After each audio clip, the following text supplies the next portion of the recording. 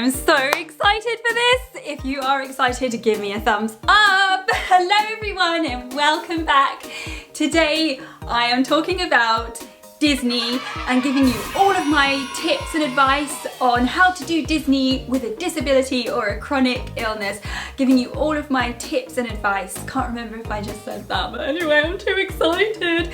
Lots of you have left your tips as well over on Instagram and the community tab, so thank you so much for that because you really put some fantastic little points in there that I didn't think of. If you're new to my channel, I filmed a ton of Disney videos last year, which collectively gained over 1 million views, and they're still growing. They were so popular with everybody and I absolutely loved every second of making them. I also loved every second of my holiday. We're desperate to go back.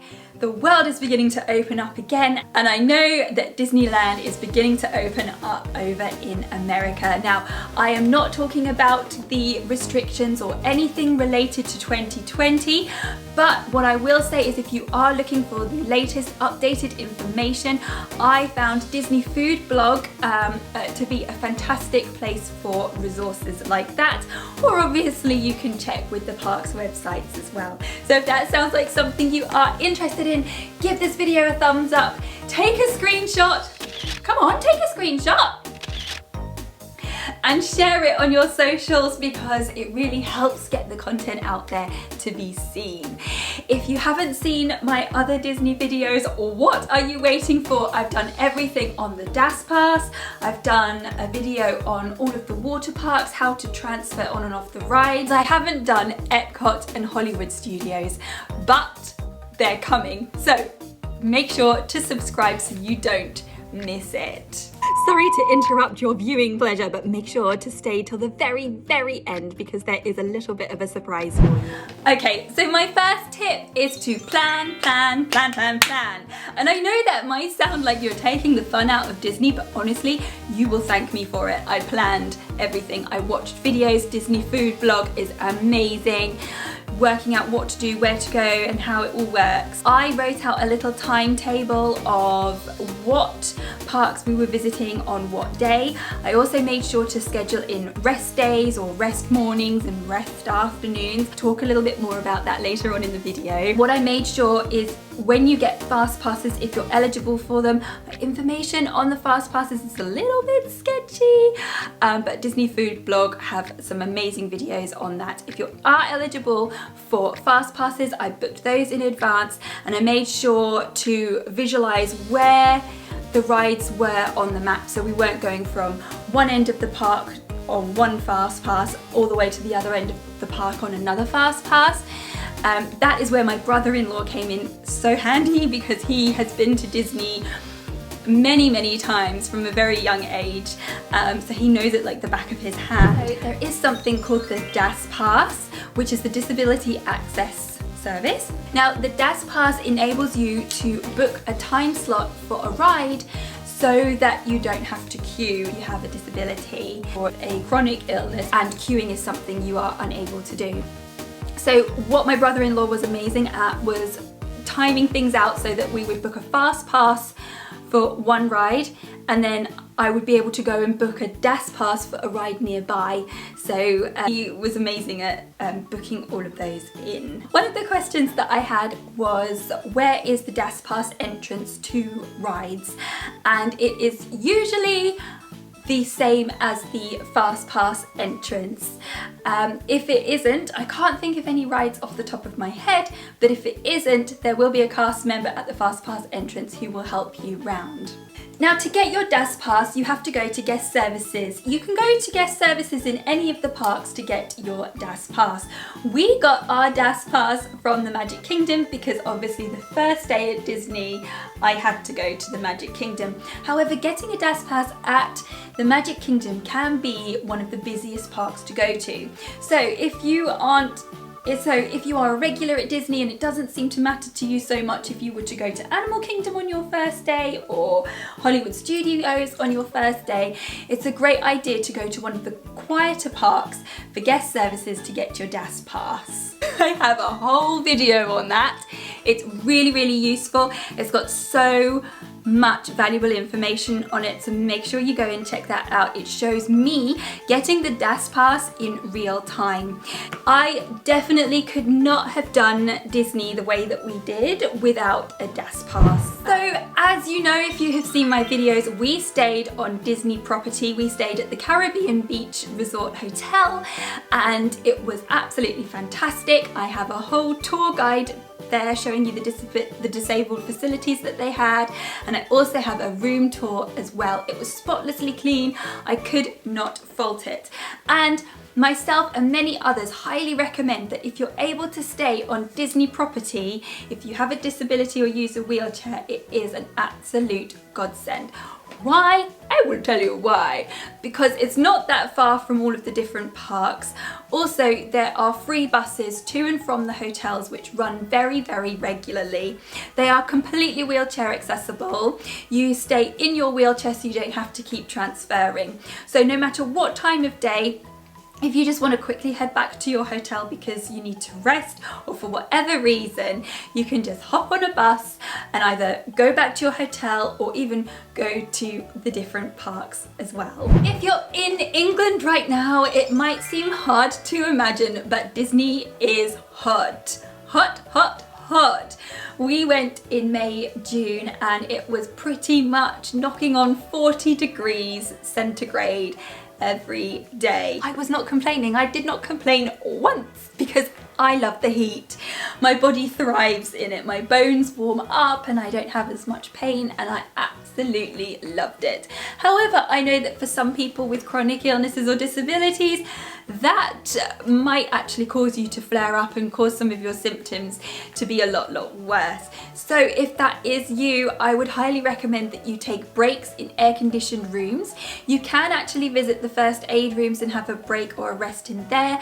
Ask a cast member if you're struggling and they will take you somewhere. Sit in shady spots. You can go into gift shops. We found those to be quite a bit of a relief sometimes when it was really hot, because the gift shops are quite dark, so it just gets you away from the sun for a bit. Going to the shows can be a great way to sit down and recharge and get some air and have a little bit of a break.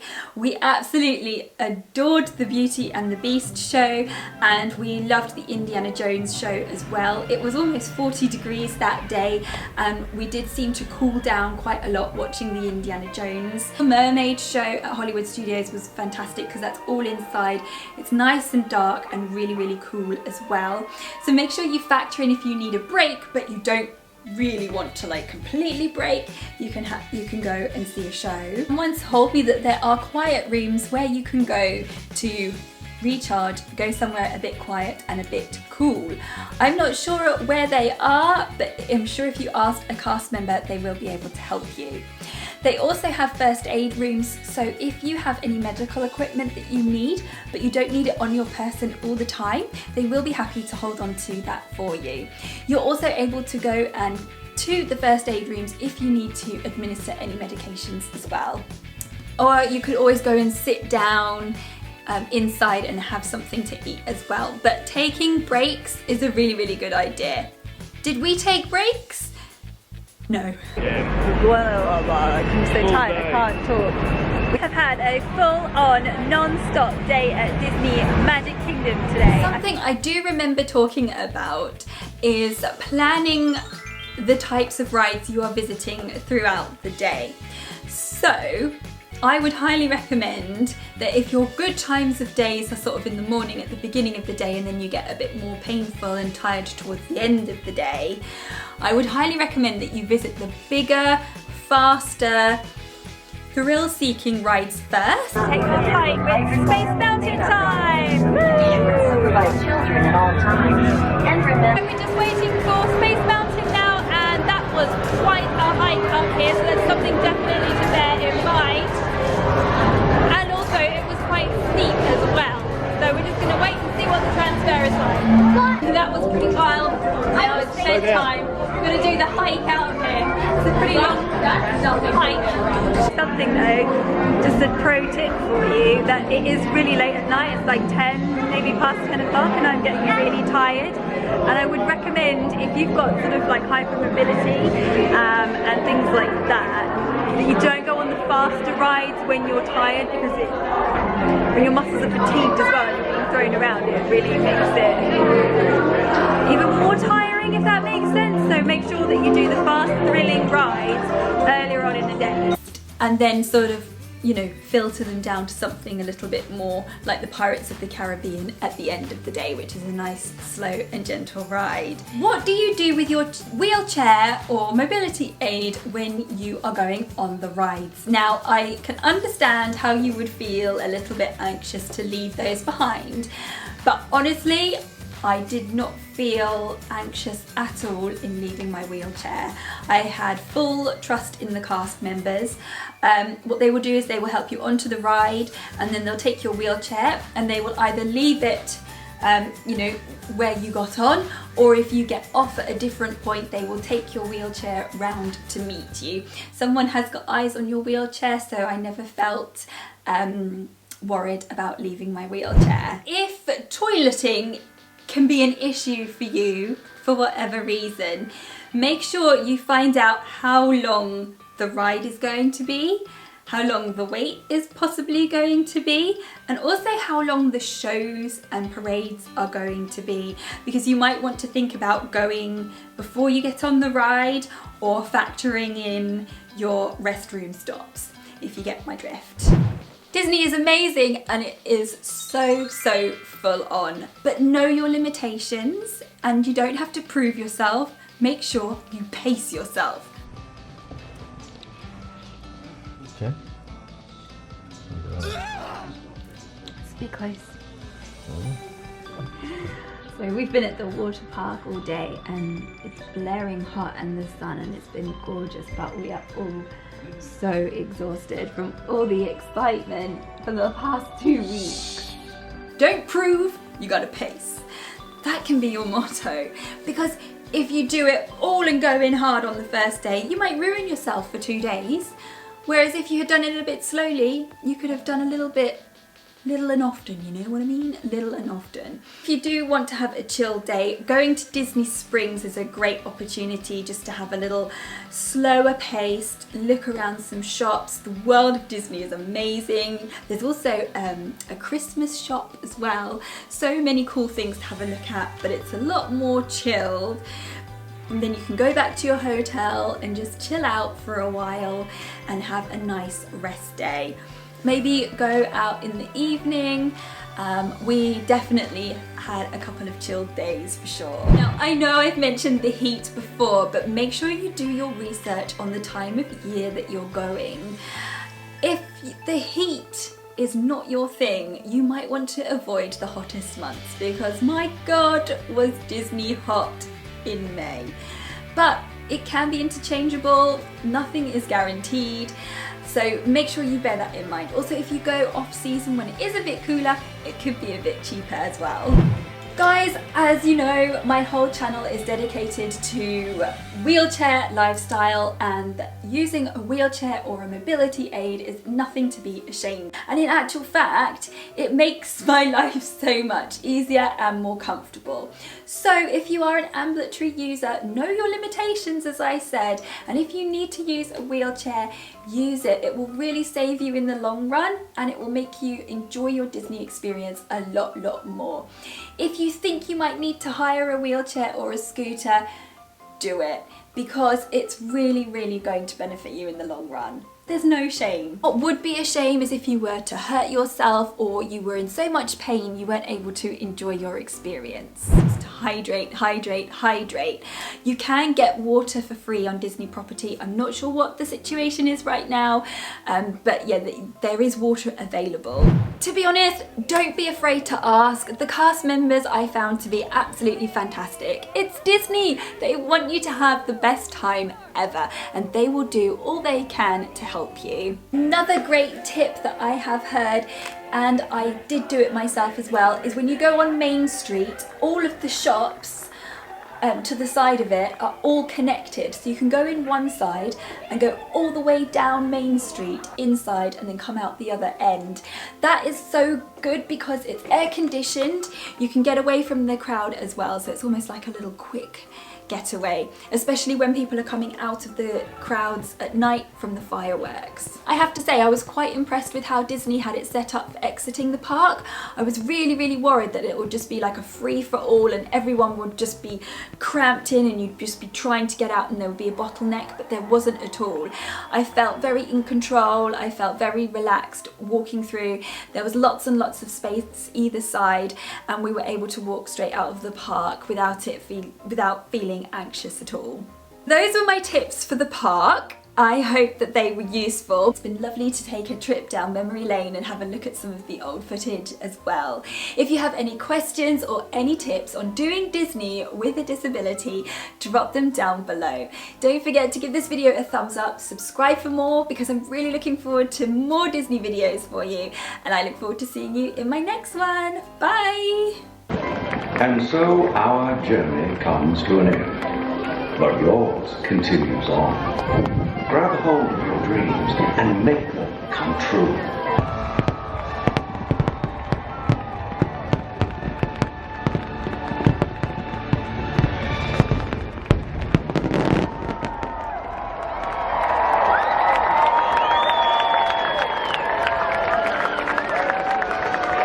Ladies and gentlemen, boys and girls, dreams of all ages, thank you for joining us this evening for our nighttime spectacular. What did you think of that?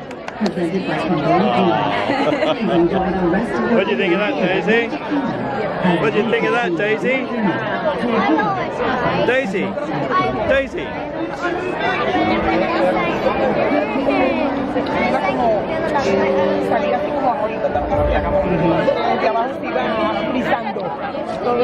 There's lots of people crying. What do you think of that, Daisy Bell? Did you see Tinkerbell? Yeah.